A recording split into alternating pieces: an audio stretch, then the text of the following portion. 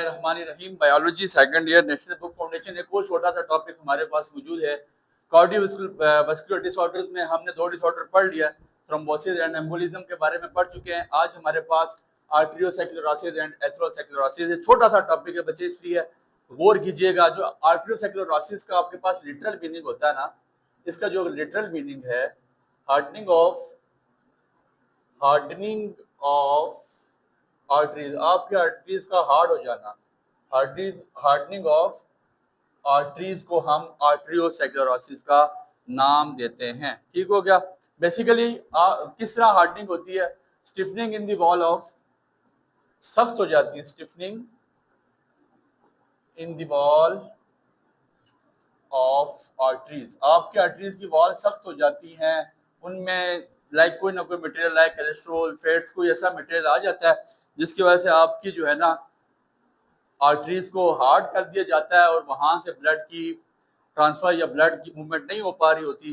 That's why हम आर्टरियोसेक्युलरोसिस का literal meaning हमें पता है, हार्डनिंग ऑफ आर्टरीज और stiffening in the blood of vessels को हम आर्टरियोसेक्युलरोसिस का नाम देते हैं। फिर इसके बाद एथेरोसेक्युलरोसिस, इसी के साथ एक छोटी सी चीज है एथेरोसेक्युलरोसिस। ठीक है, क्या चीज है?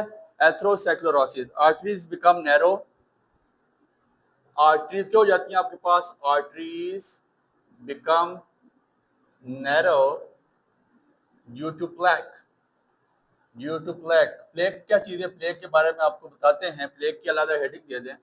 यह आपके पास वो मटेरियल है जो आपके आर्टरीज में इकट्ठा हो जाता है। प्लेक कहा किसको जाता है?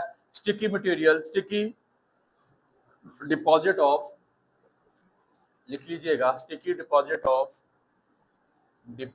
Of cholesterol, fats. बेसिकली आपके पास जो आपका कैल्शियम भी है ना, आपकी ब्लड में आर्टरीज में जाके इकट्ठा होता है।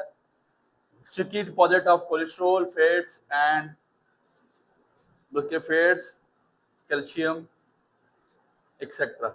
जब ये चीजें वहां पे आपकी वेन्स में, आर्टरीज में जाके जमा हो जाती हैं, और ये बेसिकली स्टिकी मटेरियल है, स्टिकी मटेरियल से मुराद ये वहां जाके चिपक जाती है।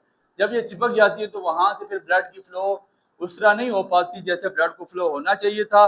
तो फिर आपके पास क्या होता है कि ब्लड की फ्लो रुक जाती है और उसको हम नाम देते हैं आर्टरियोसेक्युलरोसिस का।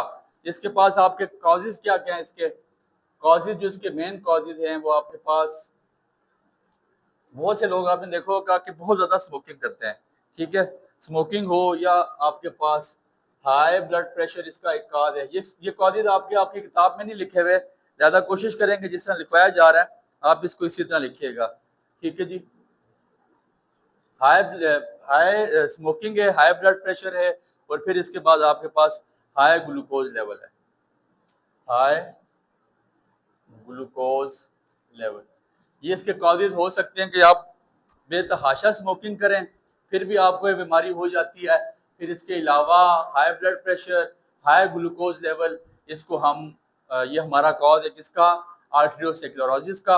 और इसके आपके पास सिम्टम क्या है? आपको वीकनेस होती है, आपको हेडेक हो रहा होता है। सिम्टम्स, सिम्टम्स की हेडिंग दे दीजिएगा। सिम्टम्स आपके पास क्या है? आपको बहुत ज्यादा वीकनेस फील होती है। ठीक हो गया, आपको वीकनेस होती है। फिर इसके अलावा हेडेक होता है, चेस्ट पेन होता है। ये इसके सारे हेडेक, ये बुक पे तो नहीं है लेकिन ये है कि आप लिखें। जब आपको अगर आर्टरियोसेक्युलरोसिस या एथेरोसेक्युलरोसिस में से कोई भी आता है तो इस तरह बना के, पॉइंट्स बना के लिखेंगे तो वो आपको ज्यादा बेहतर रहेगा, उसमें आपको नंबर मिल जाएंगे। ठीक हो गया, चेस्ट पेन। ठीक है, और इसकी ट्रीटमेंट क्या है? ट्रीटमेंट में आपके पास जाहिर सी बात है मेडिसिन आपको लगेगी, या आपकी सर्जरी होगी, या आप life style, changing of life style. जाहिर सी बात है आप बहुत ज़्यादा स्मोकिंग करेंगे तो स्मोकिंग को कम कर लें। स्मोकिंग को कम करेंगे तो उम्मीद है कि आपको परेशानी का भी सामना कम करना पड़ेगा। बीमारी खत्म तो नहीं हो सकेगी, लेकिन ये है कि जो आपको पेन है या आपकी वीकनेसेस हैं उसमें थोड़ा सा फाका हो जाएगा। उम्मीद है आपको, उम्मीद याद रखिएगा। बहुत शुक्रिया।